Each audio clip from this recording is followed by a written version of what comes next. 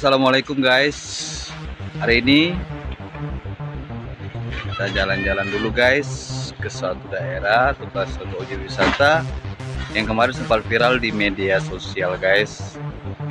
Kemarin situasi objek wisatanya bagus banget guys, karena sekarang kondisi lagi musim hujan, jadi kondisi objek wisatanya sekarang lagi sepi guys.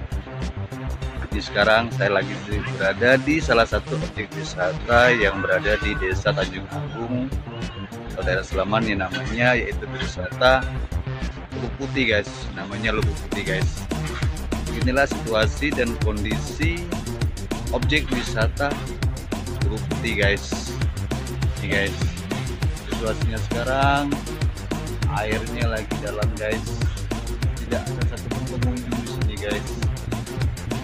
Objek wisatanya guys, kondisi airnya sekarang lagi dalam, dan di sini banyak sekali batu-batu.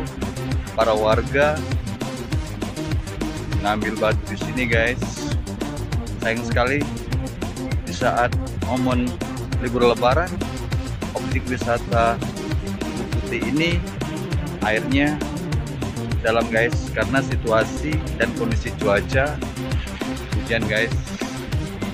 Beginilah situasi dan kondisi air di objek wisata Lubuk Putih guys. Inilah situasinya guys.